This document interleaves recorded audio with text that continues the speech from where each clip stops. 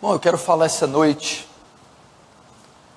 um tema muito urgente, oportuno e necessário. Quero trazer hoje a nós a necessidade de conhecimento bíblico. Com urgência, a igreja, o cristão, precisa voltar ao estudo das Escrituras. Eu quero fazer aqui diante de vocês, aqui através dessa pregação, aqui para as pessoas que vão me assistir, um apelo urgente à igreja brasileira, à cristandade brasileira, à nação brasileira, que volte às Escrituras, que volte ao estudo profundo das Escrituras, que volte a ser a Bíblia, as Sagradas Escrituras, o alicerce da igreja, o fundamento da igreja, o vetor que conduz a igreja na verdade. Talvez não há tema mais oportuno, mais urgente, mais necessário para a igreja contemporânea, para a cristandade contemporânea, para os cristãos do nosso século, do que o conhecimento bíblico, do que o conhecimento escriturístico. Você está assistindo aí na TV, nos canais de comunicação, ou mesmo onde você mora, você tem visto a passos largos o naufrágio da fé, o naufrágio da cristandade, a apostasia, a derrocada da igreja, a destruição, a descaracterização da igreja. Você tem visto a distorção que tem ocorrido no evangelho, no evangelicalismo brasileiro. Você tem visto a igreja tolerar pecado, heresias, pecados, heresias e elementos estranhos junto ao corpo de Cristo. Você tem visto o sincretismo, o abandono da fé, a miscigenação do evangelho brasileiro, da cristandade brasileira. Você tem visto heresias, meninices e equívocos em alguns círculos chamados evangélicos, cristãos. E tudo isso está sendo dado, tudo isso é fruto da igreja contemporânea, do cristão moderno ter se afastado das Escrituras, ter deixado de ser uma igreja estudiosa, ter deixado de ser uma cristandade bereana, que examinava nas Escrituras para ver se isso era assim. O apóstolo Paulo, escrevendo aos Coríntios, diz que ninguém pode pôr outro fundamento além daquele que já está posto, o qual é Cristo Jesus. O fundamento é as Escrituras, a base e razão da nossa fé é as Escrituras, o alicerce da vida cristã, desde a vida conjugal, social, a espiritual, ministerial, são as Escrituras. E você está vendo, Oséias 4,6 diz, o meu povo. Quando ele diz o meu povo, ele não está dizendo os ímpios. A palavra está sendo destinada a um grupo específico, está sendo proferida, escrita, liberada a um grupo específico, e esse grupo é o meu povo, o povo de Deus, o Israel. Posteriormente, consequentemente, a igreja, o meu povo, a cristandade naufraga, o meu povo se perde, o meu povo é destruído por falta de conhecimento. Não seria esse o motivo da destruição da igreja, da descaracterização? Não seria esse o motivo da igreja estar perdida? E perdido nós podemos usar esse termo para desnorteada, sem alvos, sem norte, caminhando como uma barata tonta. Meu povo se perde, a igreja se perde por falta de conhecimento, por aplicar o conhecimento, por deixar com que o conhecimento a conduza, a alimente, a guarde, a proteja. Semelhante aos dias de Oséias, isso está acontecendo. Deus bradando dos céus, o meu povo naufraga, o meu povo se perde, se corrompe, bate cabeça, se destrói, se desintegra, se dilui, por falta de conhecimento, e falta de conhecimento bíblico, escriturístico, canônico. Provérbios 29:18 diz: não havendo visão, o povo se corrompe; não havendo profecia, o povo se corrompe; não havendo palavra, o povo se perde. Parece que nós estamos vivendo esse tempo. Parece que não há uma palavra, não há uma visão, não há uma direção, não há um alicerce, não há um fundamento, não há uma base. Por isso o povo está se corrompendo. Por isso que tem cristãos se corrompendo, igreja se corrompendo, sendo levada após outros deuses, sendo entregue à carnalidade, à lascívia, à prostituição, às heresias e blasfêmias que estamos vendo. Então o meu povo se corrompe. Por quê? Qual é a causa da corrupção, da degradação, da execração que está acontecendo no nosso meio? Falta de visão, falta de profecia, falta da palavra, falta do conhecimento bíblico, teológico, histórico. Juízes 17:6 diz: naqueles dias não havia rei em Israel, e cada um fazia o que parecia ser reto aos seus olhos. Esse texto está ensinando que aquele dia não havia rei. Se não havia rei, não havia autoridade. Se não havia autoridade, não havia lei. Não havia lei em Israel. E cada um seguia a sua própria lei, seu próprio desejo, seu próprio destino. Nunca houve uma geração que tem tanta falta de um rei como essa, tanta falta de uma lei como essa, nunca houve uma geração que tem tanta falta de uma palavra, ou da palavra, como essa. Por isso você vê cada um fazendo o que é reto, o que é bom, o que julga ser correto aos seus olhos. Cada um funda o seu método doutrinário, segue a sua profissão de fé. Cada um julga que o seu credo é o correto, o seu cristianismo e a maneira de conduzi-lo é correta. Mas a maioria desses credos, a maioria dessas igrejas, a maioria desses chamados cristãos não tem a fé, não tem o cristianismo fundamentado na palavra, na revelação da Escritura. Nos 66 livros que nos foram deixados. Por isso que você não vê uma homogeneização da fé, você não vê uma compatibilidade, e você vê grandes discrepâncias. Você vê igrejas e profissões de fé diametralmente opostas entre si, que se divergem entre si de uma maneira desenfreada e profundíssima. Por quê? Porque não há lei em Israel, não há fundamento, não há palavra. As pessoas estão seguindo as ciências sociais, o humanismo secular, o evolucionismo, a filosofia, estão fundamentando a fé nessas coisas. E por isso o que está acontecendo? Perdição, destruição, descaracterização. Então o meu apelo é para que nós voltemos às Escrituras, é para que nós voltemos ao conteúdo bíblico, é para que nós andemos e fundamentemos o nosso cristianismo apenas nas Sagradas Escrituras. Esse foi um brado de Martinho Lutero na Reforma Protestante no século XVI, quando ele diz sola Escritura. Não mais encíclicas, bulas papais, não mais a tradição, só a Escritura, só a Bíblia, só a palavra de Deus. Ela é a razão da nossa fé.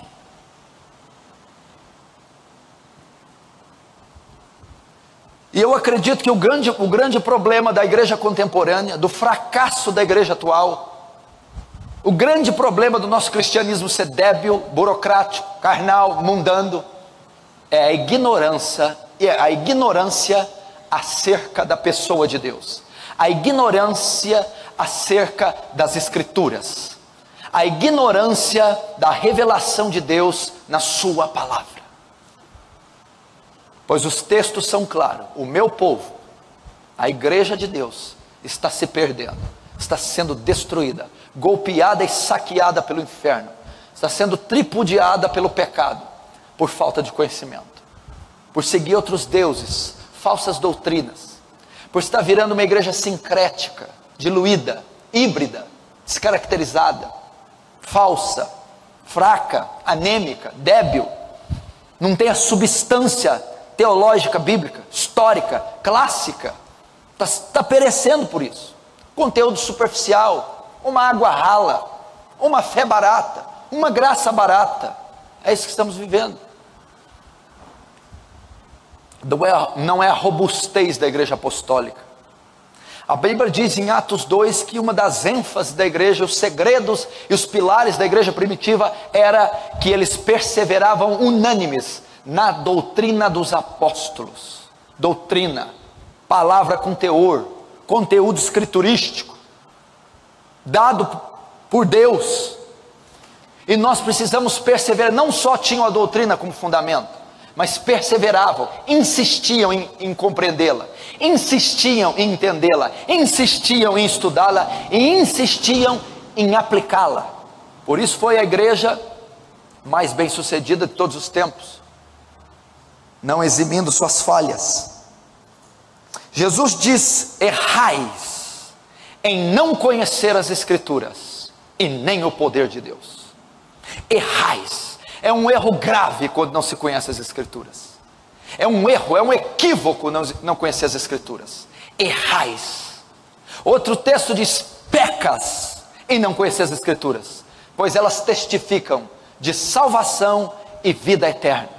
É um pecado não conhecer as Escrituras. É um erro grave não conhecer as Escrituras. Se você que está aqui ou você que vai me ouvir é um analfabeto das Escrituras, não tem conteúdo bíblico no seu cristianismo, você é um cristão fraco.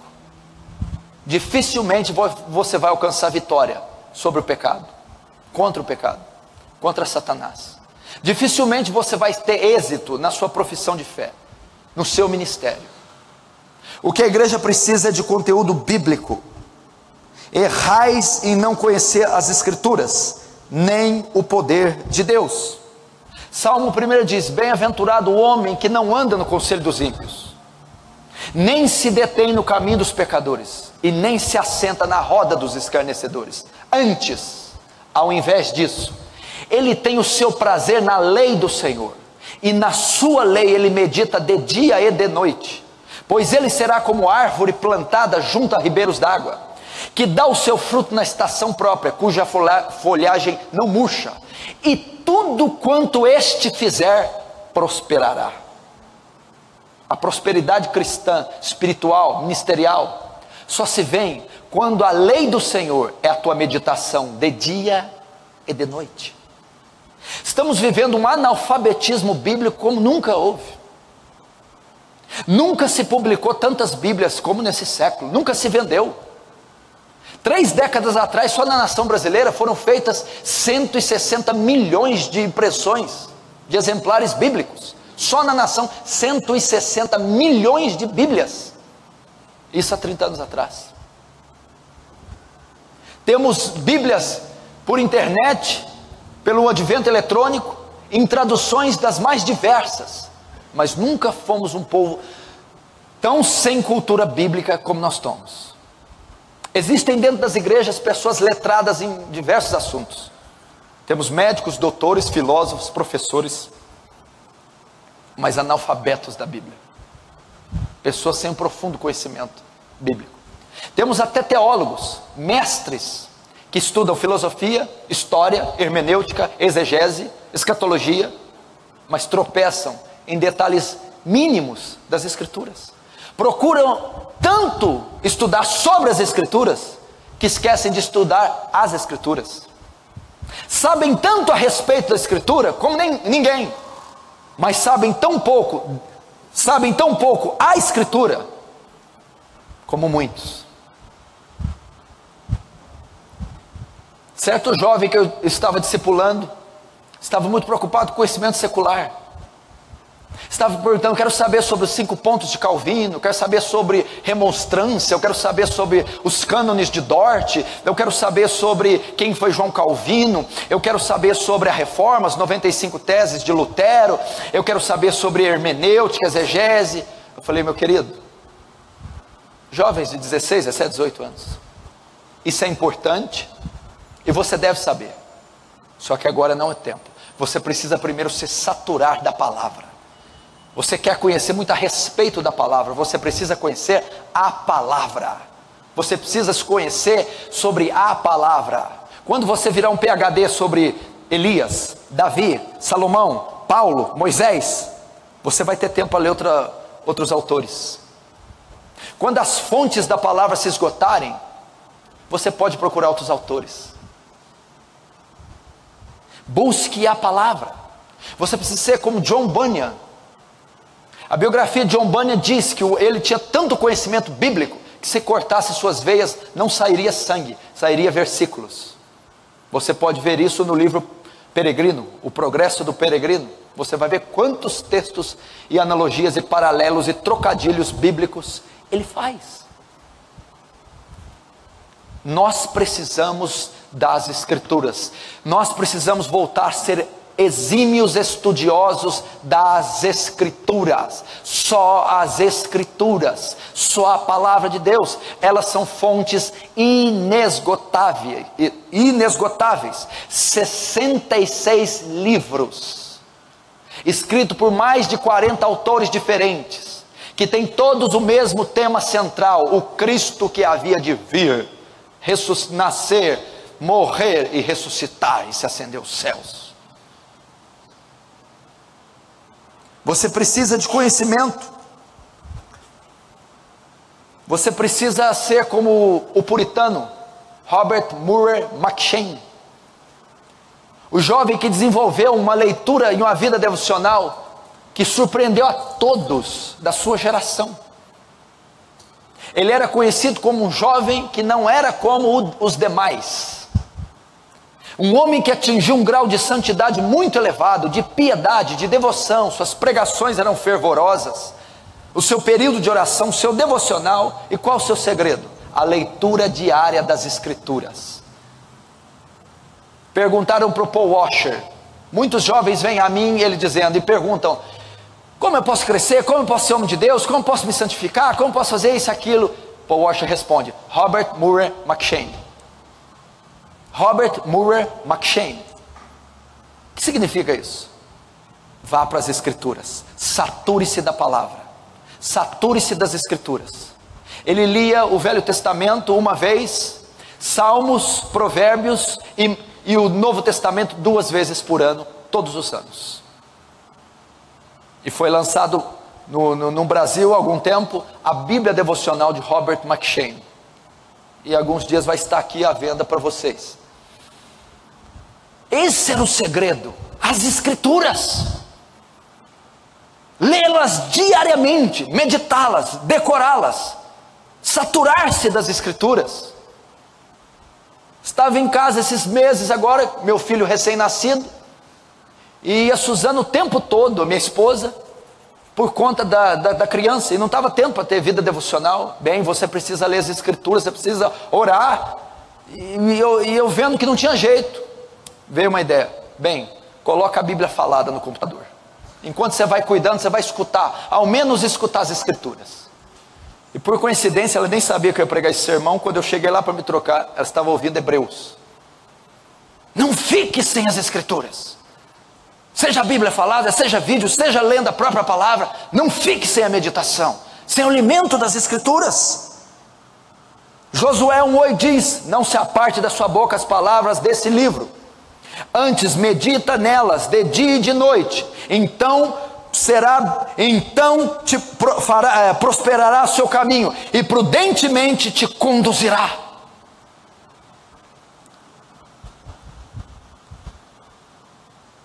Precisamos das Escrituras. Elas são importantíssimas, elas são fundamentais. E a igreja brasileira precisa se despertar para essa riqueza, para esse tesouro.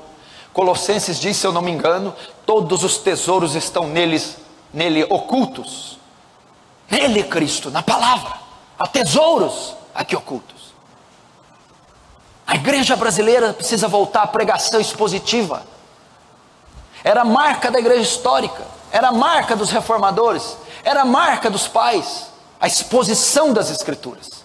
pregar expositivamente, explicar o texto na íntegra, capítulos inteiros, livros inteiros, versículos completos. Uma igreja que prega a palavra expositiva é robusta, é forte, é educada, é intelectualmente, biblicamente, teologicamente mais douta. E nós precisamos disso. O evangelho que está sendo exposto aí é híbrido, é miúdo, é dividido, é temático. As pessoas pegam um tema e encaixam no texto, ao invés de tirar do texto o tema. Estão fazendo isso.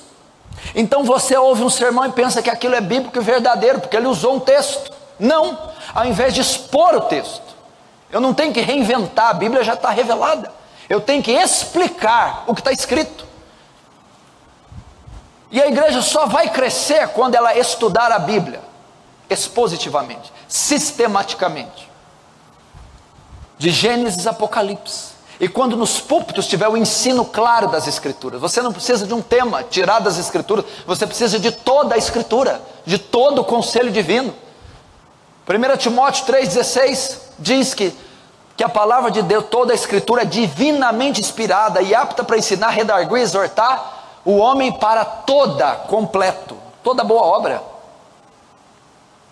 Então nós só vamos ter uma saúde espiritual, só vamos voltar a ser uma igreja robusta, poderosa, só vamos manifestar os mesmos prodígios da igreja primitiva, quando a base, razão, alicerce, fundamento da nossa fé, vida cristã, ministérios, for única e exclusivamente a palavra.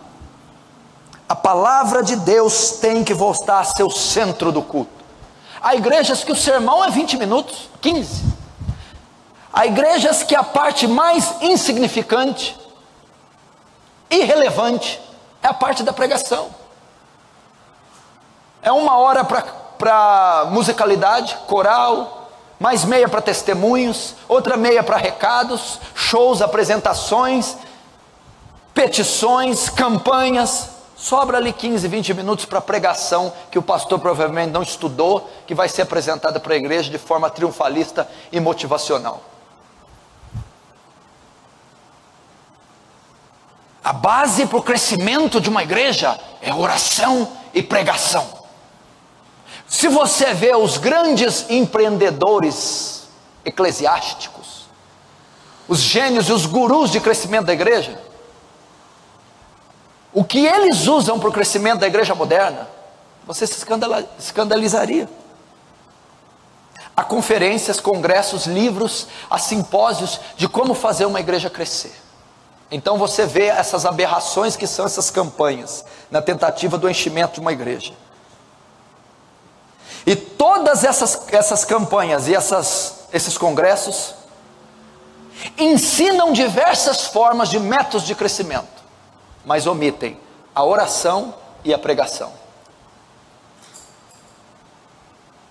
A Bíblia diz, meu irmão, que o segredo dos avivamentos era a pregação. Só em Atos está escrito 29 vezes essa palavra. E pregavam com ousadia a palavra. 29 vezes está escrito isso. Era o segredo do crescimento. Os avivamentos de Atos e os avivamentos posteriores e os dos últimos 5 séculos tiveram sim um derramar do Espírito, houveram manifestações espirituais, sim, mas todas elas, aquilo não era a causa, era o efeito da pregação, era o evangelho exposto, a pregação do evangelho que trazia esse derramar. Assim também foi em Atos. O Espírito não veio por si só. 3 anos e meio teve um expositor do evangelho, um reformador, um profeta, Jesus Cristo, pregando o evangelho do reino. Depois da exposição em todo Israel, desce o Espírito Santo e temos o avivamento. Os avivamentos que nós temos aí são avivamentos que há o derramar, que há os supostos prodígios e sinais. Todavia, não vêm acompanhados da pregação expositiva, robusta, fiel do evangelho. Então eu não posso crer que isso é avivamento. O fruto do avivamento é a pregação da palavra, o ensino da palavra, a exposição do evangelho. É isso que traz avivamento.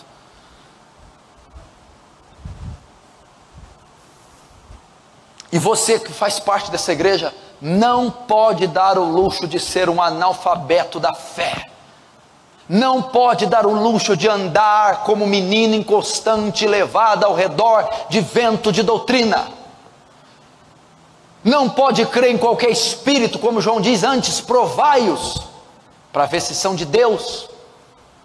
Não pode ser levado por qualquer moda nova que vem, modismos avivalistas, modismos reformados, modismos tradicionais. Você tem que ficar com a palavra. Não tem ninguém inventando a pólvora mais, a roda. Já foi, quando a Bíblia foi fechada, a Escritura foi completa. Temos que estudá-la com fé simples e devoção. E eu quero trazer a você, essa noite, à luz do Salmo 119, a importância das Escrituras na nossa vida. À luz do Salmo 119, você vai ver a importância que as Escrituras têm, e a primazia, a centralidade que ela deve ter em nossa vida. O Salmo 119 é um salmo brilhante, é o maior salmo da Bíblia, e é o maior livro da Bíblia em capítulos.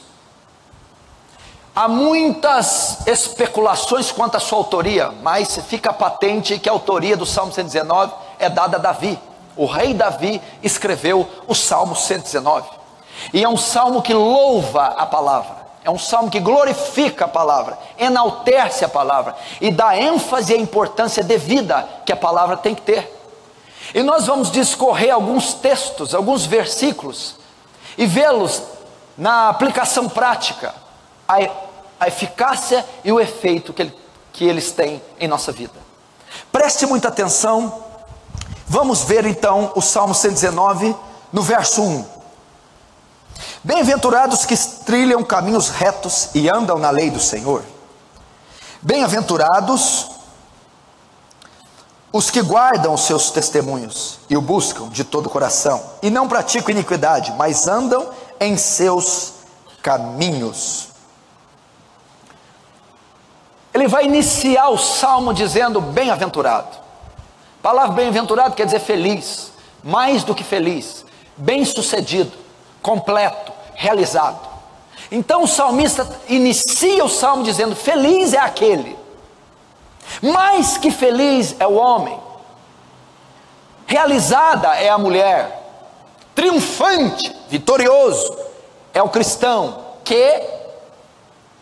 anda nos caminhos do Senhor, que obedecem às Escrituras, que conhecem os mandamentos. Bem-aventurados que guardam os seus testemunhos e o buscam de todo o coração. Então ele está dizendo: felizes, bem-sucedidos, completos, mais do que felizes, são os que conhecem a palavra e a aplicam na sua vida. Então essa mensagem é para você que quer sucesso, claro que você quer, eficácia no que você faz, triunfo no que você almeja, para você que quer realização e completude. Você quer saber o segredo? Conheça a palavra e aplique-a em sua vida.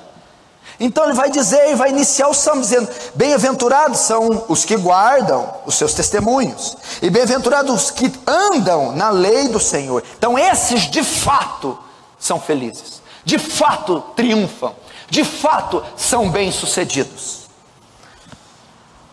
Verso 5: tomara que os meus caminhos sejam dirigidos de maneira a poder eu observar os teus estatutos. Consciente da importância da palavra, o salmista faz do versículo 5 uma oração. Consciente da eficácia, da importância das Escrituras, o verso 1 é como uma oração, que você deve tê-la também como oração. Tomara que os meus caminhos sejam dirigidos de maneira a poder eu observar os seus estatutos. Ele estava dizendo: conduz minha vida, Deus, conduz a minha vida de forma que eu conheça, observe os seus mandamentos, mas não só os conheça, mas pratique na minha vida diária. Então ele inicia a bateria de declarações sobre a palavra. Ele inicia já no verso 5 fazendo uma oração: Deus, não faça só com que eu conheça as Escrituras, mas faça com que eu as observe diariamente e pratique e aplique em cada conceito da minha vida. Então o que é o desejo do salmista? Antes mesmo que ele venha conhecer ou que ele venha explorar todo o capítulo, ele já vai dizendo: Senhor, eu preciso não só conhecer seus estatutos, mas praticá-los, aplicá-los em minha vida.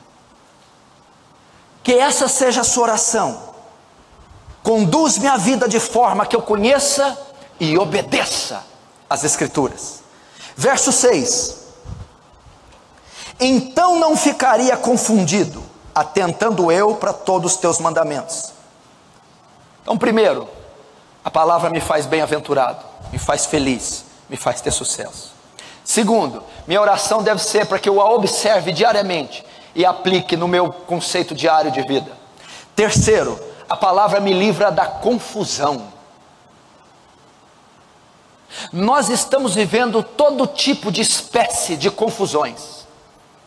Nós vivemos num mundo confuso. Leis que eram, agora não são. Verdades que eram, agora não são. Mudança e inversão de valores, confundindo famílias, pais e mães, profissionais. Vivemos num tempo de confusão. Mas para nós cristãos, nenhuma outra coisa tem sido motivo de tanta confusão quanto a confusão doutrinária. Nós estamos vivendo um tempo de uma descaracterização, de uma perda da identidade doutrinária na igreja. As pessoas não sabem simplesmente o que crer. Há uma mistura de pentecostal com reformado, tradicional com liberal. As pessoas simplesmente não sabem o que crer. Elas estão confusas. O advento da internet, do YouTube, livros e mais livros publicados, as pessoas leem de tudo. Leem autores que se contrapõem, leem autores que se divergem entre si, leem autores que são inimigos uns dos outros, mas essas pessoas consomem ambas as doutrinas e fundamentam uma terceira doutrina que é confusa. Estamos vivendo um momento de confusão, confusão de todas as espécies sobre doutrina, porque a nossa igreja, principalmente a brasileira, ela não tem muita história, ela não tem fundamento, ela não tem espinha e coluna vertebral. Então ela absorve tudo quanto é tipo de movimento, trazendo confusão à membresia. Então a pessoa não sabe no que crê, não sabe mais se batismo com o Espírito Santo é bíblico, línguas cessaram, são para esse tempo, cessaram com a compilação do cânon. Não sabem mais qual é o motivo da salvação, se eu participo da salvação, livre-arbítrio, ou se é graça irresistível. E uma série de problemáticas. Há uma confusão no que crer, há uma confusão em entender, em aplicar. Mas o salmista dá um segredo. Ele diz aqui: então eu não ficarei confuso. Qual é a forma de eu não ficar confuso? Atentando eu para os seus mandamentos. A maioria das pessoas que fica confusa é que tem um conhecimento superficial da fé, do evangelho e da palavra. Então, levada pela astúcia de falsos líderes, ou de uma pregação, ou de um livro, ou de um evangelho distorcido, ela se confunde. Mas aqui o salmista está dando o remédio para você vencer a confusão doutrinária, bíblica e teológica. Você precisa conhecer bem a verdade, porque aí você não cai em nenhuma mentira. Você precisa se saturar da palavra. Muitas pessoas, a maioria das pessoas que estão confusas, é porque tem um conhecimento superficial. 2 Timóteo 4,1 diz o quê? Porque virá o tempo que não sofrerão a sã doutrina, e tendo comichão no ouvido, amontoarão para si doutores segundo as suas próprias concupiscências. As pessoas vão ser levadas por ventos de doutrina, por engano. por doutores segundo a sua lei, porque têm um conhecimento débil, ficarão confusas, inverterão a verdade e seguirão falsos líderes. 1 Timóteo 4,1 diz que o Espírito afirma que nos últimos tempos muitos apostatarão da fé, dando ouvido a espíritos enganadores e a doutrinas de demônios. As pessoas estão confusas, estão ouvindo espíritos enganadores, doutrinas de demônios, estão amontoando para si doutores conforme as suas concupiscências. Gálatas 1,6: maravilho-me que tão depressa passeis para outro evangelho, senão esse, o da graça. Os gálatas estavam confusos na sua doutrina, estavam sendo contaminados pelos elementos judaizantes, confusão, por causa da superficialidade. Efésios 4,4: para que não sejais mais meninos inconstantes, levados ao redor de todo vento de doutrina. Então você vê vários aspectos que a Bíblia já adverte de confusão bíblica, teológica, falsos mestres, doutrina distorcida, as pessoas confusas quanto ao que crê.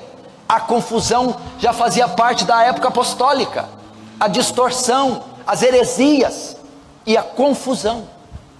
Mas o salmista está dando aqui a saída para você não se confundir, para você ter sua fé bem embasada, bem alicerçada e saber muito bem no que crê, ter convicção no que crê. Como? Saturando-se das Escrituras, da Palavra de Deus, não de formas alternativas, de literatura extra bíblica, mas da própria Escritura. Se você notar, os Gálatas, bem como os outros aqui na era apostólica, eles se perdiam, porque o conhecimento deles ainda era superficial. Paulo chama de meninos inconstantes, leite, pouco conhecimento, superficial, débil. Então esse tipo de cristão tem a tendência de ser enganado, de ser confundido mais facilmente.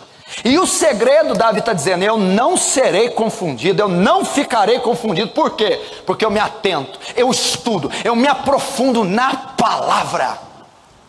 Se você notar, os grandes homens e teólogos do passado eram convictos no que eles afirmavam. Por quê? Eram tremendos possuidores de conhecimento bíblico. Então eles tinham convicção do que eles falavam. Verso 7: louvar-te-ei com retidão de coração, quando eu tiver aprendido os teus justos juízos.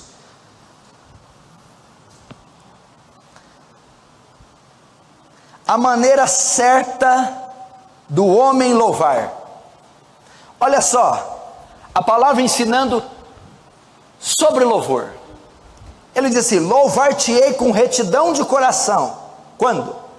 Somente depois que tiver aprendido os teus justos juízos. Qual o louvor ideal para Deus? Olha a aplicação da palavra no louvor contemporâneo. Ele quer ouvir louvor de lábios que estão saturados da palavra, de lábios que conhecem a quem estão dirigindo o seu louvor. Louvarei com pureza, com retidão de coração, somente quando tiver conhecimento bíblico. Então um louvor, a adoração da igreja, a adoração de um músico, ela é de melhor maneira, de forma melhor recebida, de forma melhor praticada, quando sai de lábios que estão cheios da palavra. O verso 7 é a maneira correta do homem entoar louvor a Deus.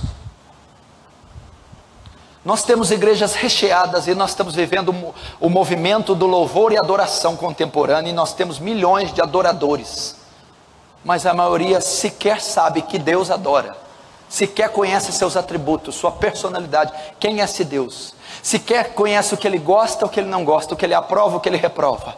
Como esse louvor vai ser com retidão de coração, bem aceito as narinas do Senhor, bem agradável ao Senhor? Ele está dizendo que esse louvor precisa ser depois, vindo de lábios que o conhecem, que o estudam, lábios que conhecem a sua lei, os seus mandamentos. Esse é o verdadeiro ministro, Esse é o verdadeiro cantor evangélico. Essa é a verdadeira igreja que louva. Louva com conhecimento, adora com conhecimento. Lembra da mulher samaritana? Jesus disse para ela: vocês adoram quem não conhece, vós adorais quem não conheceis. Como que Deus vai receber um louvor se ele não é para ele?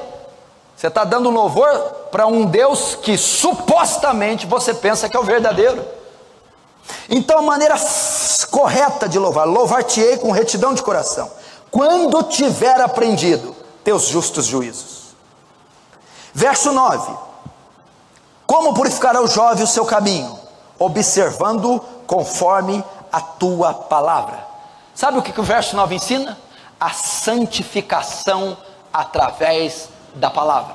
Por que o texto é destinado aos jovens? Porque sabemos que nessa época da vida, os jovens são assediados à impureza, a concupiscência dos olhos e a concupiscência da carne.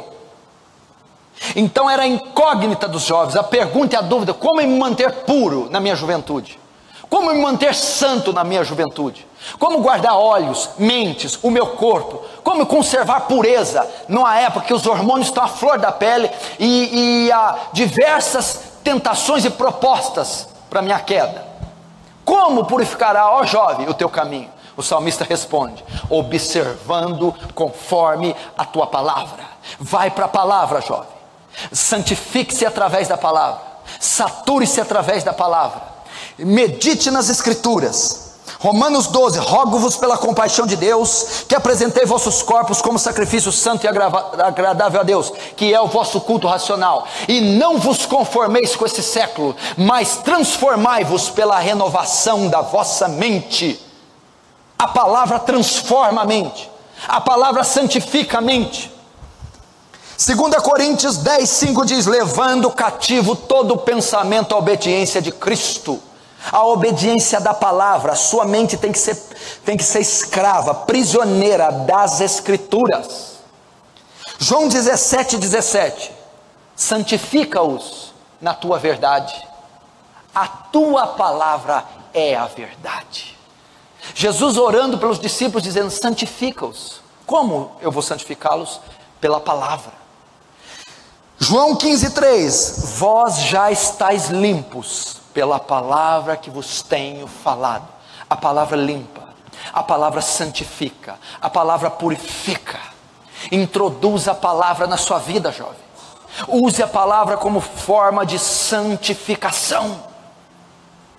Muitos perguntam, querem fórmulas mágicas para vencer a imoralidade, para se manter puros. A resposta para a pureza está na palavra, e a resposta para a pureza é a própria palavra. Observando conforme a tua palavra, aplicando a tua palavra, meditando a palavra, saturando-se da palavra, praticando a palavra, é assim que temos pureza. A palavra tem teor santificador, ela é viva e eficaz, ela é espírito e vida, ela não é uma literatura morta, escrita por um autor morto, é uma literatura viva, escrita por um autor que vive para sempre. E ela tem poder de santificar o jovem. A santificação através da palavra.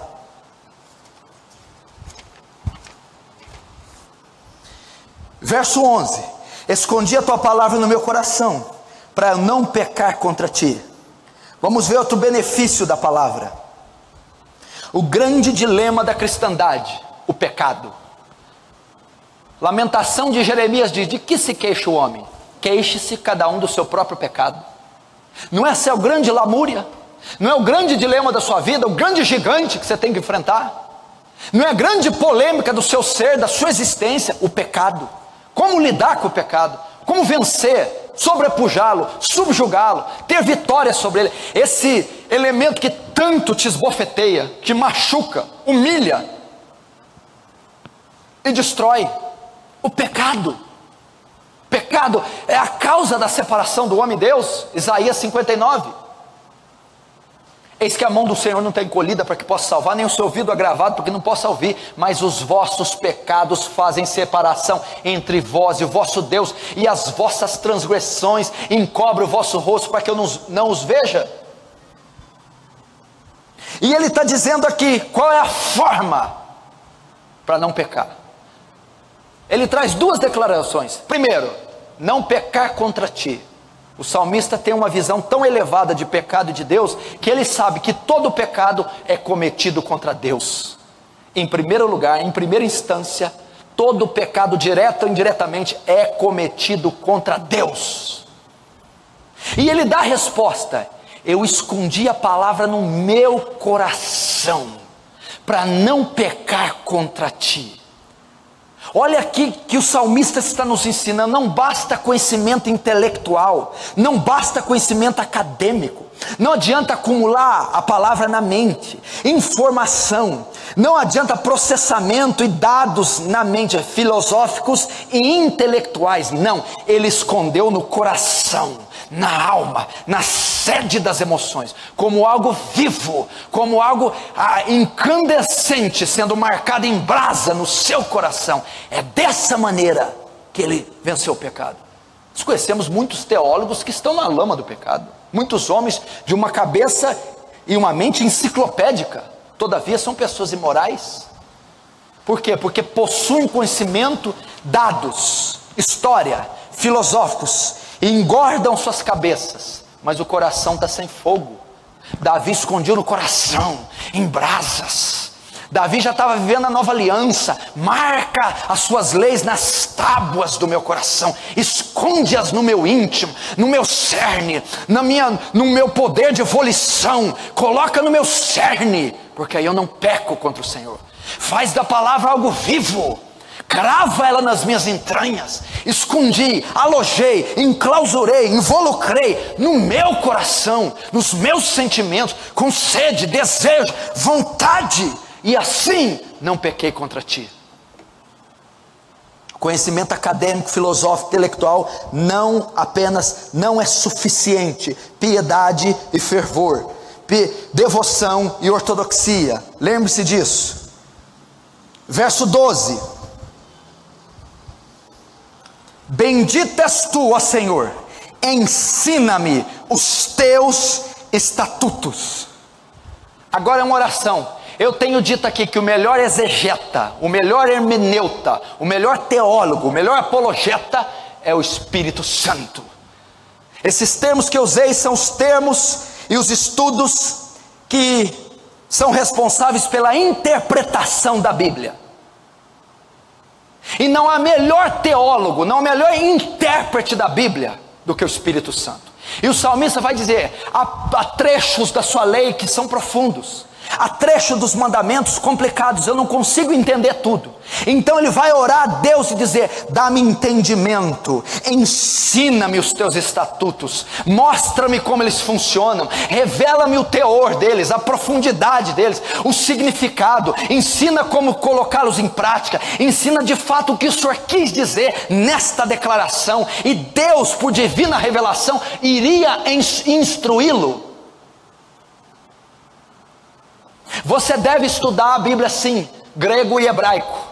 Você deve buscar os originais, você deve ter material de apoio, de estudo, você deve contar com tudo isso, todavia sobre a égide do Espírito Santo, com espírito de oração, com devoção, com piedade, você estuda as Escrituras, deixando que o Espírito Santo conduza você e te revele o cerne daquele texto. É isso que o salmista está dizendo, meu exegeta, meu hermeneuta, meu apologeta é o Espírito Santo. Você não entende um trecho? Você não sabe o significado daquele trecho? Estude, pegue todo o material possível, vê na história da igreja como era interpretado. Todavia, ore, Senhor, abre os meus olhos, Senhor, me mostra o teor, me mostra a aplicação disso. Era o que Davi fazia.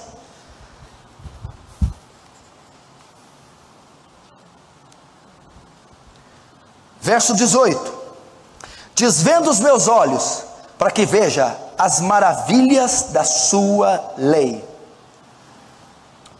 Agora ele vai aprofundar. Um é para ensinar, o outro é dizer assim, Senhor, será que é só isso que tem no texto? Às vezes você tem que cavar mais fundo, você tem que garimpar certos textos. E ele está dizendo assim, Senhor, eu estou lendo aqui crua, nua a letra, mas desvenda os meus olhos para que eu veja a profundidade do que está por trás. Me dá a revelação desse texto, me dá a profundidade que ele tem. Eu quero garimpar e encontrar tesouros aqui nesse texto, nessa passagem. A Bíblia é tão profunda, é tão sacra, tão espiritual, que ela não tem só você não apenas aprende aquilo que o texto mostra. Às vezes o texto tem mais vertentes, é mais profundo, é mais belo, é mais poderoso do que você imagina. E ele orava: desvenda os meus olhos, me faz garimpar, cavar mais fundo, para achar pedras mais preciosas. Você não pode passar largo por um texto assim. Você não pode passar por um versículo: não entendi, isso aqui não quer dizer nada. Gaste tempo, destrinche, estude, ore sobre o versículo, peça: desvenda os meus olhos, tem algo mais aqui, Senhor, eu não estou compreendendo o que este texto exatamente quis dizer. Há algo mais profundo, há algo mais poderoso. Você deve fazer isso com a Escritura. Você deve fazer isso com qualquer texto, qualquer versículo, qualquer livro. Desvenda os meus olhos, para que veja o que? As maravilhas. Há maravilhas contidas aqui. Há tesouros incalculáveis escondidos aqui. Você deve orar para Deus abrir. Versículo 20. A minha alma está quebrantada de desejar teus juízos, e teus juízos em todo o tempo. A minha alma está quebrantada de desejar teus juízos em todo o tempo. Davi se compungia, se contristava, se quebrantava de tanto desejar os juízos e a lei. Ele está ensinando outra coisa para a palavra aqui. Você não deve só ler por obrigação, imposição, mandamento ou dever. Você deve ter fome da palavra, desejo da palavra. Eu me quebranto de desejo, eu me consterno de tamanha sede que eu tenho das Escrituras. Precisamos de uma geração que tem fome da palavra. Precisamos de ter um avivamento bíblico, escriturístico. Pessoas sedentas para terminar o culto e terminar de estudar em casa o que foi pregado. Pessoas que nas vigílias da noite meditam nos juízos de Deus, nos decretos de Deus, que têm fome de Deus, fome da oração, fome da palavra. Será que você fica quebrantado, compungido, contristado de tamanho desejo pela revelação divina? Davi ficava. Davi ficava. Fome da palavra, desejo pela palavra, para que o seu estudo seja melhor, mais profundo, mais eficaz. Leia ela tendo fome. Verso 24, outro conselho, outro ensino, outro benefício que a Escritura traz. Também os teus testemunhos são o meu prazer, e os meus conselheiros. Presta atenção, Davi era um rei, ele tinha uma corte. Ele tinha Samuel, ele tinha Aitofel, ele tinha os filhos, ele tinha os reis, ele tinha os magos. Mas Davi dizia: meus conselheiros, plural, são teus juízos. Que aconselhamento maior do que o aconselhamento bíblico? Sabe por que você quebra a cara tanto? Porque teu conselheiro é a sogra, tua conselheira é a mãe, teu conselheiro é o patrão, teu conselheiro é o jornal, a meteorologia, o guru, até pastor e profeta de meia tigela. Davi não. Meus conselheiros são os seus mandamentos. Meu irmão, que revelação você precisa mais eficaz do que a palavra? Que testemunhos mais poderosos podemos ter senão o testemunho da palavra? A palavra, presta atenção, pastor, mas a palavra tem capacidade de me aconselhar. Novamente eu cito Timóteo 3,16. Toda a escritura é divinamente inspirada e apta para ensinar, redarguir e conduzir todo homem a toda boa obra. A Bíblia é suficiente. Por que a igreja está batendo cabeça? Porque não se aconselha com as Escrituras. Você quer um aconselhamento melhor para o casamento que 1 Coríntios 7? Você quer um aconselhamento melhor sobre as Escrituras que é o Salmo 119? Você quer um aconselhamento melhor de vida civil, social, profissional do que o Sermão da Montanha? Você quer prática de vida cristã melhor que o Sermão da Montanha? A palavra de Deus deve ser nosso guia, nosso conselheiro, nosso oráculo, nosso guru, nosso vidente, nosso profeta. A palavra de Deus tem toda a resposta para a igreja, toda a resposta para a cristandade, toda a resposta para o homem. Ela deve ser o seu conselheiro.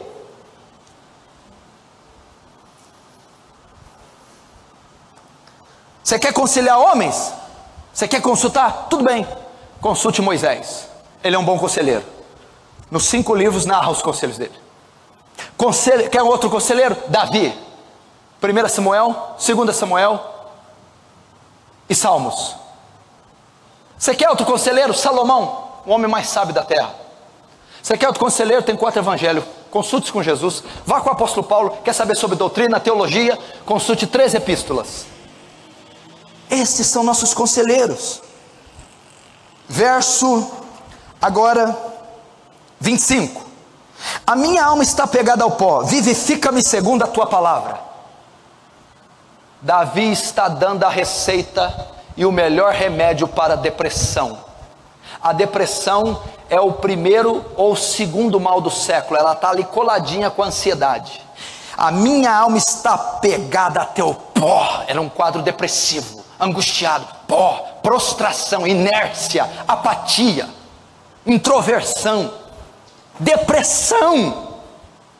Você consulta tanta gente. Eu não estou aqui, meu irmão, eu não estou aqui desprezando a medicina, eu não estou aqui desprezando, eu não estou desprezando aqui os profissionais que cuidam dessa área. Muitos casos devem ter tratamento, sim, psiquiátrico, psicológico, mas Davi está dando aqui o primeiro remédio, e ele é eficaz, ele é poderoso. Minha alma está morta, pegada até o pó. Eu estou num quadro depressivo, desejo de suicídio, prostração, não quero me socializar, isolamento, falta de apetite, insônia, aumento de apetite, dormir demais, características da depressão. Ele estava vivendo esse quadro. A minha alma está pegada ao pó. Qual o remédio? Ele está dizendo aqui da atuação da palavra na depressão, do poder que a palavra tem contra a depressão. Você acha que a palavra vai perder para Freud? Vai perder para um psicotrópico, para um antidepressivo? Não, a palavra tem sua força contra a depressão. E ele está dizendo, minha alma está pegada até o pó, mas vivifica-me, torna-me da vida, disposição, me reerga, me levante, me conduza novamente, através da tua palavra. E por que a palavra tem? Davi já estava vaticinando o que o escritor de Hebreus ia dizer. Hebreus 4:12, porque a palavra de Deus é viva e eficaz, e mais cortante que espada de 2 fios, e ela penetra até juntas e medulas, até a divisão da alma e do espírito, e ela é capaz de discernir a intenção do coração humano. A palavra de Deus penetra de junta, medula, e lá onde a depressão se localiza, alma e espírito, ela penetra com poder curador, transformador, vivificador. Está depressiva, minha irmã? Vai para a palavra, medite a palavra, coma a palavra, estude a palavra, aplique a palavra, até que a depressão seja esmagada e expurgada da sua vida. O efeito da palavra contra a depressão. Verso 28, casadinha, irmã da depressão. A minha alma consome de tristeza, fortalece-me segundo tua palavra. Tristeza, área emocional, um dos grandes problemas da cristandade, lidar com as emoções, altos e baixos, tristeza, angústia, melancolia, disfunções emocionais, pessoas desequilibradas emocionalmente, ora choram, ora se iram, ora estão pacíficas, ora são sociais, ora são antissociais, distúrbios emocionais. E o salmista está dizendo que há um remédio para isso, e ele é encontrado na palavra. Ele está dizendo, a minha alma se consome de tristeza, mas fortalece-me segundo a tua palavra. A palavra traz equilíbrio emocional, parâmetro emocional, psicológico, controle, alicerce, base, solidez, estrutura. Vá para a palavra. Verso 30. Escolhi o caminho da verdade, propus-me seguir os teus juízos. 30, livre-arbítrio. Decida escolher a palavra. Decida pela palavra. Vá, tome uma atitude. Ele está dizendo, eu escolhi o caminho da verdade. Eu propus uma ação do sujeito a seguir teus juízos. Proponha-se. Proponha abrir esse livro. Escolha abrir esse livro. Estude esse livro. Siga esse livro. Tome uma atitude contra esse livro. Desempoeire esse livro. Coma desse livro.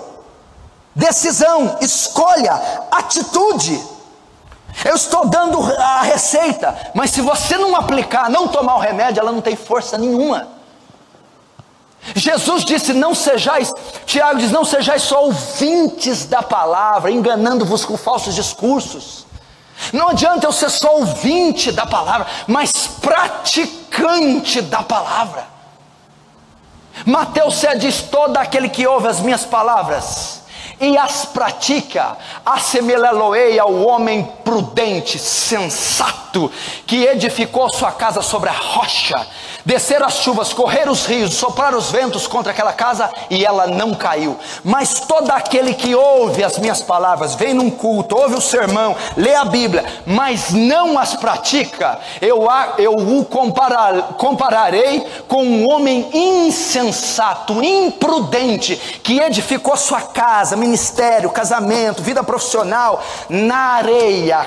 Desceram as chuvas, correram os rios, sopraram os ventos e combateram contra aquela casa, e ela caiu, e grande foi a sua ruína. Não adianta só ser admirador de sermão. Os irmãos são os admiradores do sermão. Eles saem e ficam comentando os sermões do David Wilkerson, Leonard Ravenhill, Paul Washer, John MacArthur, Paulo Júnior. Nossa, que sermão! Mas não coloca o mínimo princípio, o mínimo tópico em evidência na sua vida prática. Tem outros que são colecionadores de sermões. Eles têm 50 mensagens nos celulares, 60 mil DVDs em casa, colecionam sermões. Olha, eu tenho a pregação chocante, eu tenho a pregação aprendendo com demônios, eu tenho a pregação o que é o Espírito Santo, eu tenho, se pudesse, até a do Jonathan Edwards, Pecadores nas mãos de um Deus irado. Eu tenho em livro, só que eu não pratico nada. Colecionadores e admiradores de sermões estão trazendo para si juízo. Então, escolha, decida pela palavra.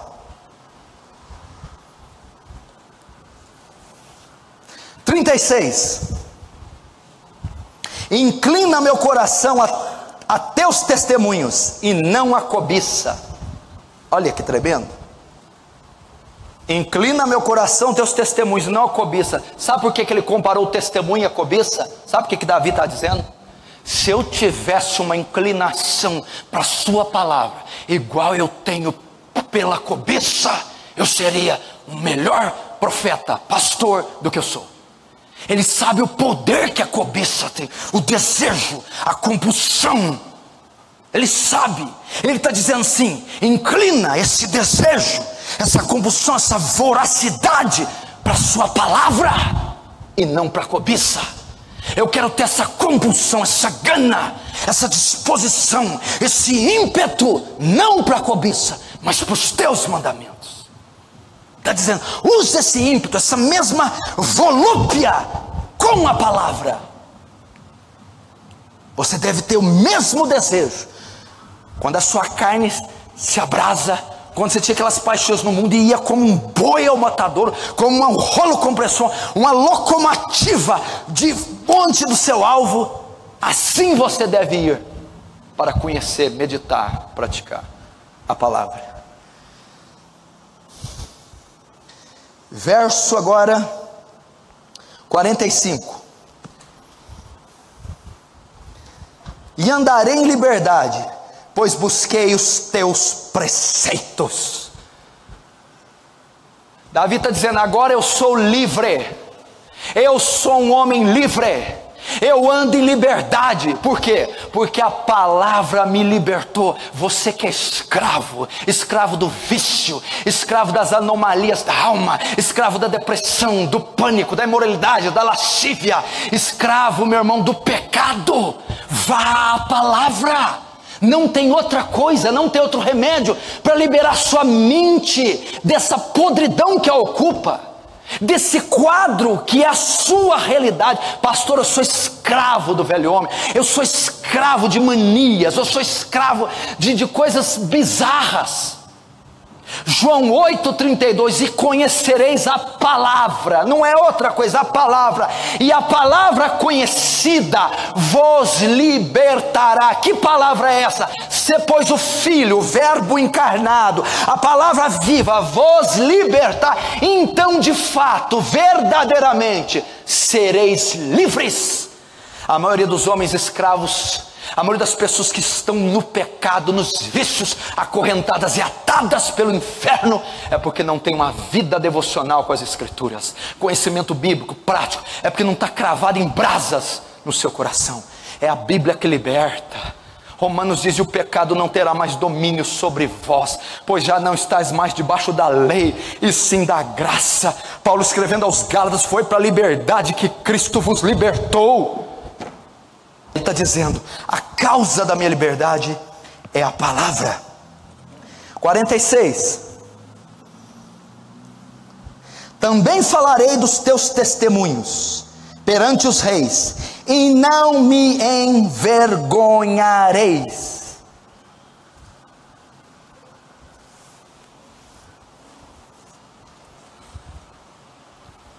Davi estava dizendo aqui qual era a fonte do seu evangelismo,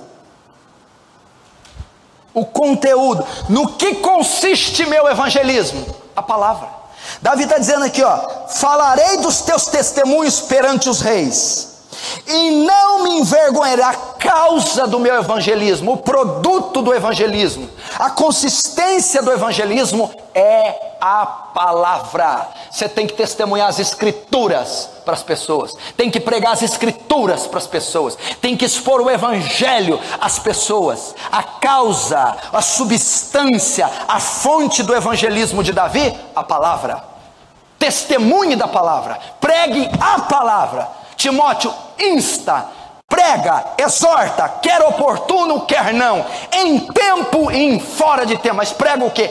A palavra. Portanto, ide e pregai o que? Neopentecostalismo, babaquice, besterol. Não, pregai o evangelho a toda criatura da terra.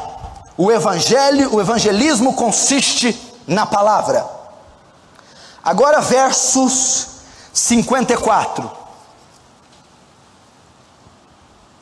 Os teus estatutos têm sido os meus cânticos, no lugar das minhas peregrinações. Outra tradução diz: os teus decretos são motivo dos meus cânticos, na casa da minha peregrinação.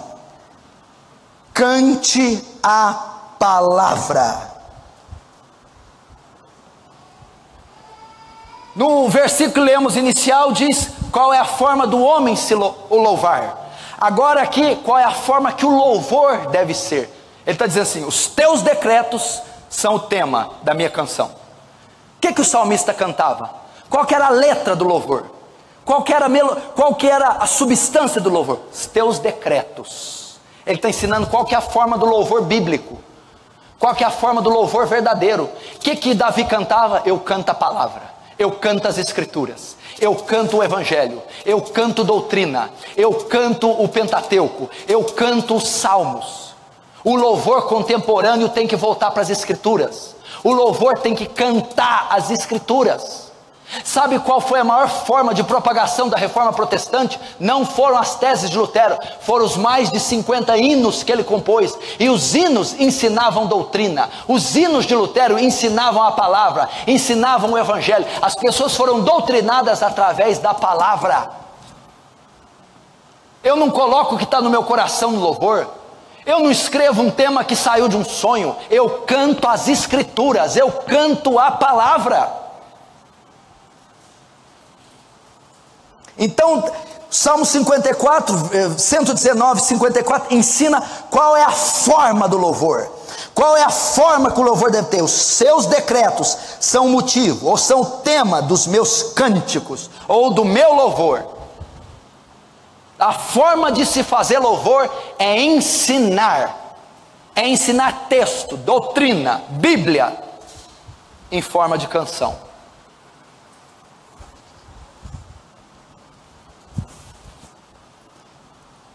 Vamos prosseguir. 55, 56. De noite me lembrei do teu nome, ó Senhor, e observei tua lei. Isto eu fiz porque guardei teus mandamentos.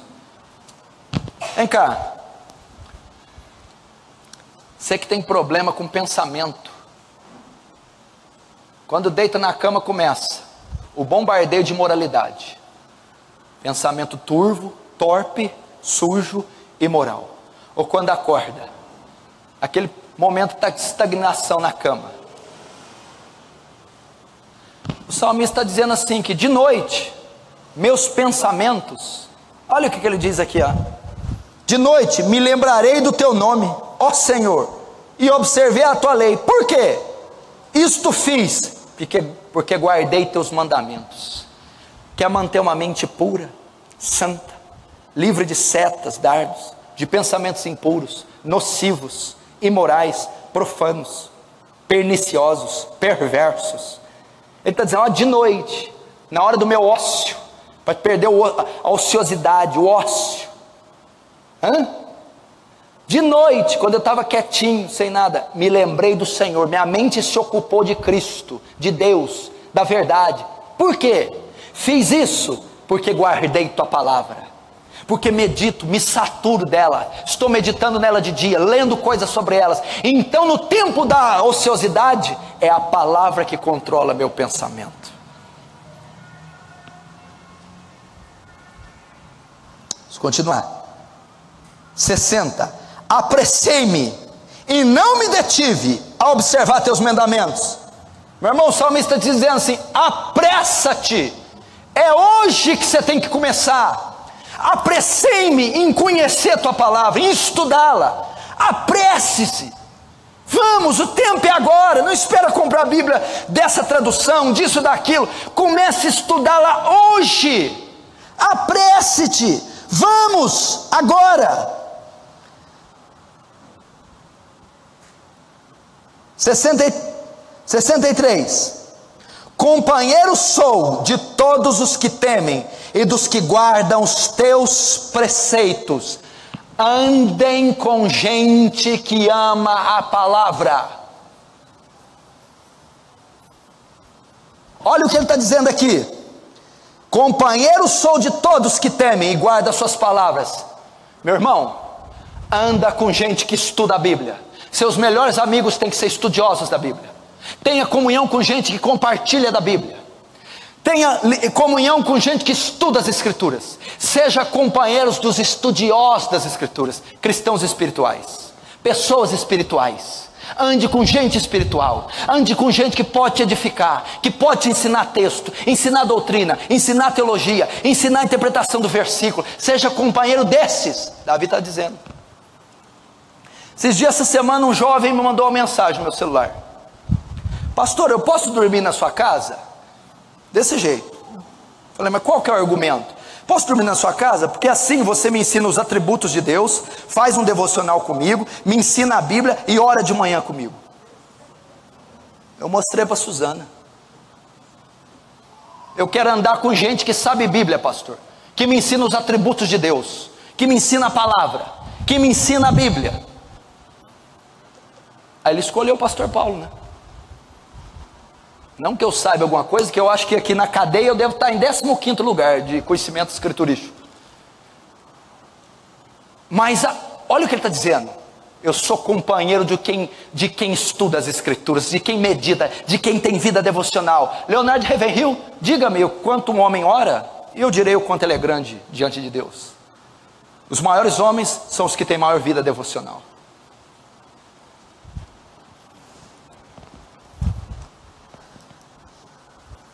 Salmo, agora verso 71. Foi-me bom ter sido afligido, para que aprendeste os teus estatutos. Às vezes Deus permite provas e vales, aflições, porque assim contemplamos com maior beleza as suas promessas, as Escrituras.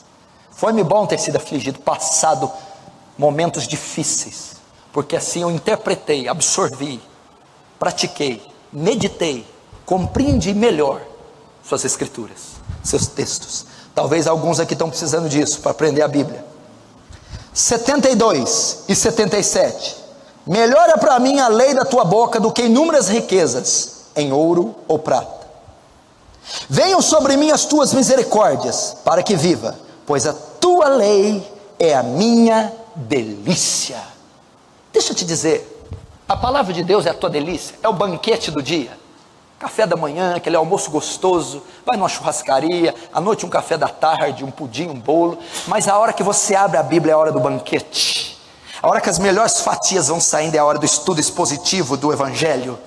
É ela a sua delícia, é o seu prazer, vale mais que ouro e prata. Quando os carregamentos chegavam lá para o rei Davi, Salomão, ouro, prata, ele dizia, não, isso tem um certo valor, mas quando os pergaminhos se desenrolam, quando eu leio a Torá, quando eu medito nos juízes, estatutos, preceitos e mandamentos, eles são a minha delícia, minha completude, é deles que me farto. Seja o seu prazer as Escrituras. Meu Deus do céu, que isso destile, como ele mesmo vai dizer, mais doces ao meu paladar do que o mel, a palavra.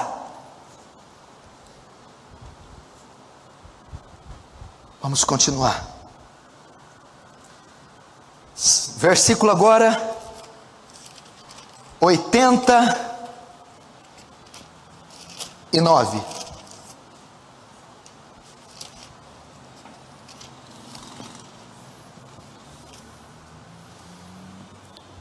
Para sempre, ó Senhor, a tua palavra permanece no céu. Aqui ele está dizendo do valor da palavra. Sua palavra é eterna. Permanece no céu aqui, permanece na eternidade. Passarão os céus e a terra, mas a minha palavra não passará. Diz quem teve coragem de falar uma frase dessa? Buda, Maomé, Confúcio? Hare Krishna,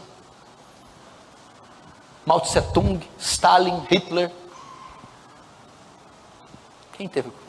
Passarão céus e a terra, mas as minhas palavras não passarão. 2000 anos depois, elas estão tão vivas quando no dia que ele as pronunciou. Elas são eternas. Mais do que isso, aqui é uma alusão a Cristo. Para sempre a minha palavra permanece nos céus. Quem está no céu? Olha que João 3,13 diz: ora, ninguém subiu ao céu, senão aquele que de lá desceu, a saber, o Filho do Homem que está no céu. A palavra é o verbo estava com Deus, o verbo era Deus, todas as coisas foram feitas por ele, e sem ele nada do que foi feito teria sido feito. Verso 14, e o verbo se fez carne, e vimos a sua glória, como glória do unigênito do Pai, cheio de graça e de verdade.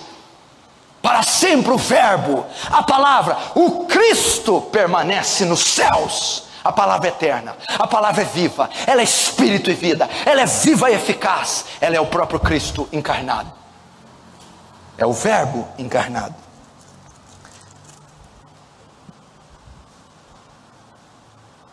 Verso agora 92. Se a tua lei não fora toda a minha alegria, há muito que teria perecido na minha angústia. Nunca me esquecerei dos teus preceitos, pois eles me tens vivificado. Olha aqui, se a tua lei não fosse a minha alegria, eu já teria perecido muito tempo. Sabe o que Davi está dizendo? Se eu fosse crente igual muitos aqui, muitos que vão me ver, que os valores estão nas coisas, nas cisternas rotas, eu já tinha me desviado. Mas a minha alegria é o pão vivo que desceu do céu, a pérola de grande valor, o tesouro escondido. os pastos verdejantes, eles são minha completude. Olha dizendo, se a tua lei não fora toda a minha alegria, há muito que eu já teria perecido.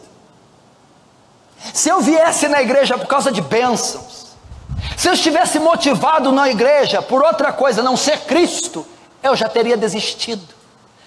O salmista diz, nada que ele possa me fazer se equivale à sua própria pessoa. Eu me realizo não na cura, no milagre, no poder, na bênção, no que é terreno. Eu me realizo em ti, no que tu és, na tua forma, na tua força, na tua existência, na tua glória. Eu não quero o maná que Moisés deu ao povo, eu quero o pão vivo que desceu. Eu não quero a água da rocha, eu quero a água que a mulher samaritana bebeu. É isso que ele está dizendo. Vamos continuar. 96. A toda perfeição vi limite, mas o teu mandamento é amplíssimo. Davi está dizendo assim, ó, eu conheço coisas notáveis, estupendas, soberbas, bárbaras, extravagantes. Conheço coisas que me deixam estupefato. Conheço coisas estonteantes, assombrosas, miraculosas, prodigiosas, infinitas. Mas quando conheci a tua lei, eu vi que todas as coisas tinham limites. Mas o teu mandamento é amplíssimo, é ilimitado, não tem fim, sobrepuja todos os demais, as riquezas do conhecimento de Deus. Por isso Paulo vai dizer, ó profundidade das riquezas, tanto das ciências como do conhecimento de Deus, quão insondáveis são seus juízos, quão inescrutáveis são seus caminhos. Quem compreendeu a mente do Senhor? E quem foi o seu conselheiro? Quem primeiro deu a ele para que depois possa lhe retribuir? Porque dele e por ele e para ele são todas as coisas. A palavra de Deus é ilimitada. Vamos ler o 98, 99 e o 100. Tu pelos teus mandamentos me fazes mais sábio que os meus inimigos, pois eles estão sempre comigo. Tenho mais entendimento que todos os meus mestres, porque medito os teus mandamentos. Sou mais prudente do que os velhos, porque guardo os teus preceitos. Aqui ele está dizendo, olha para mim, o salmista está dizendo, que ele, peraí, ver se eu não perdi o fio da meada.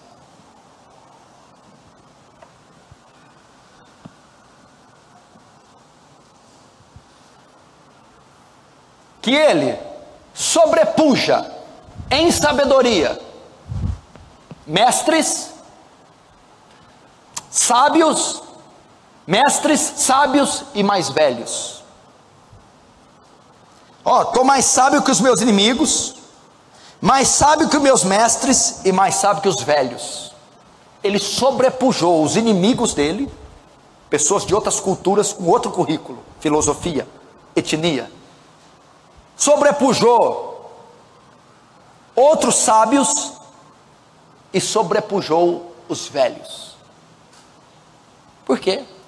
A palavra de Deus lhe deu mais sabedoria do que a sabedoria secular que os outros possuíam. Por isso que a filosofia, por isso que os estudos da filosofia, as ciências naturais, a psicologia, todos esses estudos, a ciência humana no geral, quando deparada com o conselho divino, ela dobra seus joelhos. Ela é ínfima, pequena, evasiva, fraca. Por quê? Porque Davi, pelo conhecimento bíblico, se tornou mais sábio que todos eles. Por isso que a Bíblia diz que a sabedoria desse mundo é loucura para Deus. E Deus pega os sábios na sua astúcia. Quer tornar sábio? A palavra. Quer ter mais entendimento que teus mestres? Estuda a palavra. Quer sobrepujar teus inimigos? Estude a palavra. Você já viu alguns velhos? Jovens que entram na igreja e começam a ter mais sabedoria. Alguns anciãos, algumas pessoas mais velhas ficam intimidadas, com inveja, com dor de cotovelo.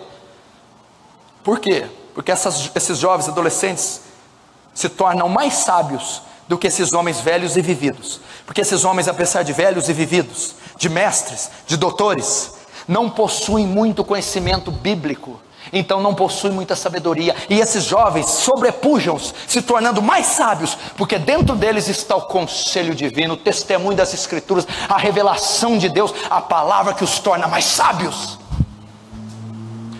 Daniel se distinguiu de todos na Babilônia, por quê? Porque foi criado na lei dos seus pais desde pequeno. É a palavra. Quer sabedoria? A palavra. Quer sobrepujar os maiores? A palavra.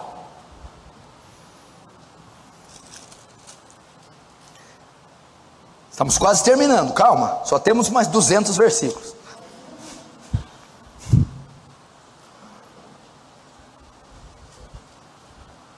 (105) Lâmpada para os meus pés é a tua palavra, e luz para o meu caminho. No original essa palavra lâmpada quer dizer tocha. Olha que tremendo, irmão. O mundo jaz em trevas. Lembra quando Jesus foi pego no Getsêmani? Pedro vai lá e corta a orelha com a espada do soldado Malco. Jesus pronuncia: Pedro, embainha a espada. Não sabia tu que se eu rogasse ao meu pai, ele mandaria 12 legiões de anjos? Aí Jesus vai dar um pronunciamento: porém, seu período das trevas e o momento da escuridão. Estamos vivendo um período de trevas, escuridão. As trevas estão mandando nesse mundo. O mundo jaz no maligno. Vem aí o príncipe desse mundo e ele nada tem de mim. Escuridão, trevas. Ninguém sabe por onde anda. Mas ele está dizendo aqui: você quer não se perder nesse mundo de trevas? Você quer achar o caminho? Quer conseguir enxergar nessa escuridão? Aplica a palavra na tua vida, porque ela é tocha para a tua vida, ela é lâmpada para os teus pés, e é luz que alumia os seus caminhos. Então a palavra te indicará como se conduzir, que decisões tomar, que caminhos andar, sem que você seja surpreendido. A palavra é guia, a palavra é luz, a palavra norteia, a palavra clareia, esclarece, revela. Aplique a palavra, para que você não seja confundido nesse mundo. Vamos continuar. Verso 130 agora. A exposição das tuas palavras dá luz e dá entendimento aos simples. A palavra alcança até os simples. Ela dá luz, ela alumia, ela esclarece.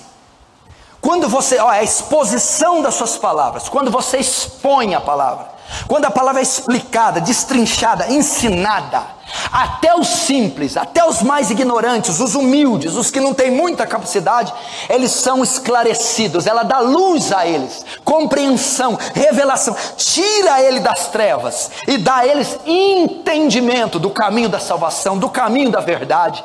Então a palavra alcança todas as classes. Não fique inibido de pregar para as pessoas menos ou mais doutas. Pregue, exponha a palavra para todos quantos você puder, porque ela tem poder de dar luz, esclarecer, alumiar, tirar das trevas e dar entendimento até os humildes e simples. Versículo 133 agora. Ordena os meus passos na tua palavra, e não se apodere de mim iniquidade alguma. Como que está a tua luta contra o pecado? Como que está o seu combate com o miserável pecado? Ele está dizendo outra receita: ordena meus passos. Se eu caminhar na palavra, olha só, nenhuma iniquidade vai se apoderar. Que coisa tremenda. Olha o termo que está usando. A iniquidade, ela é intrínseca do homem, ela está dentro de você. Ok? Então todos pecaram. Com o advento da salvação, nós conseguimos ter domínio sobre o pecado. Então veja bem, você pode ter setas, tentações, você pode até cair. Agora se apoderar de você é como um sanguessuga, um parasita no hospedeiro. É aquele pecado te envolve, aquele pecado te domina, e aquele pecado começa a fazer parte da sua vida.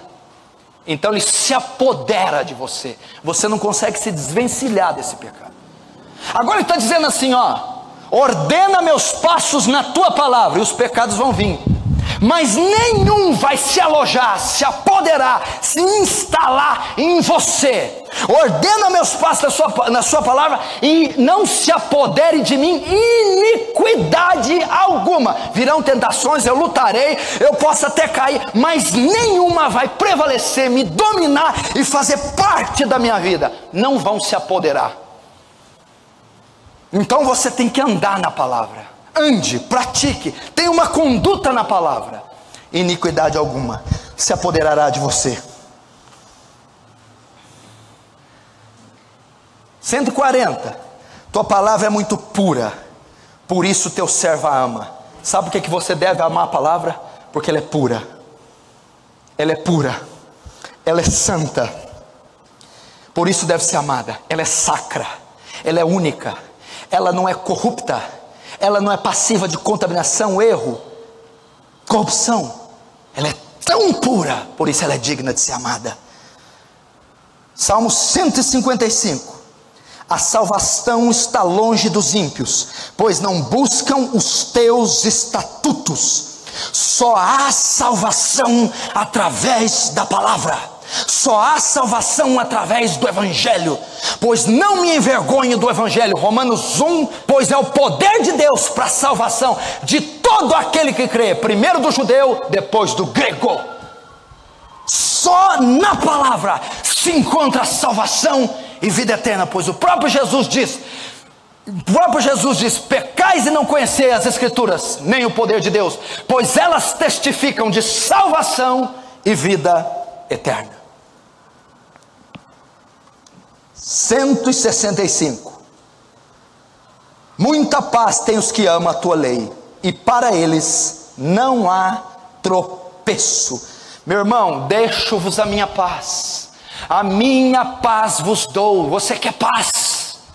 Muita paz, muita, abundante, paz interior, paz, reconciliar com Deus, paz, segurança, tem os que confiam, os que amam a tua palavra. Essa paz significa, eu tenho segurança nas promessas, eu estou fiado nas promessas, na justificação, nos méritos de Cristo, na obra de Deus realizada em Cristo no Calvário. Então eu tenho paz, e tenho paz nas promessas que Ele fez depois que me salvou. Aquele que começou boa obra em vós é fiel, aperfeiçoará até os dias de Cristo, a completará. Isso me dá paz, segurança. Eu estou fiado na rocha, num alicerce, e para eles não há tropeço, não há escândalos, não há obstáculo, não há coisas que os intimidem. Aqueles que estão fiados na palavra não se intimidam, não se escandalizam, não há tropeço, eles seguem para o alto e avante. Último versículo, versículo 176. Desgarrei-me como ovelha perdida, busca o teu servo, pois não me esqueci dos teus mandamentos. Ainda que um cristão saudável venha tropeçar, ele será trazido de volta, porque a palavra dele está dentro do coração. Esse texto é o que está em Ezequiel e em Jeremias.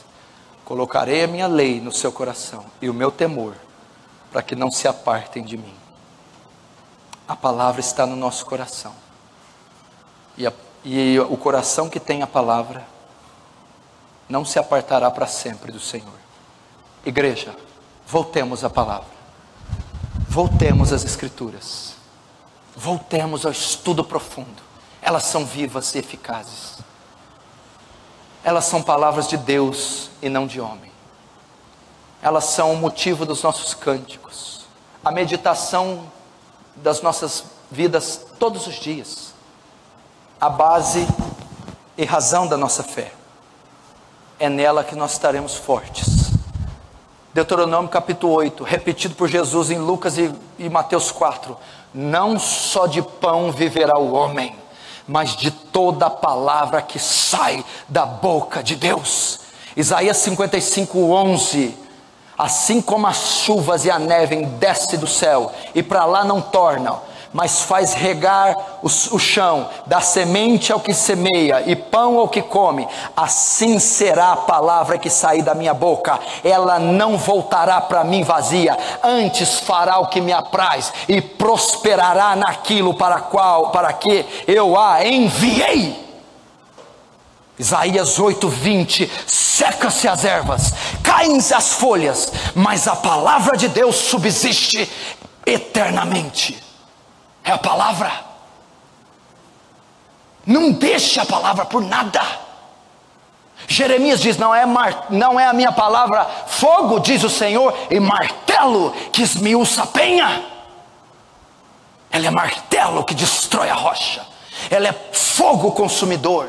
É viva e eficaz. Não se aparte das escrituras. Medite, se alimente, estude, decore as escrituras até se saturar. Decore versículos, decore capítulos inteiros, se possível decore livros inteiros. Dizem que Martinho Lutero decorou o livro de Romanos inteiro. Decore as escrituras. Viva as escrituras. Ela é a fonte da nossa força.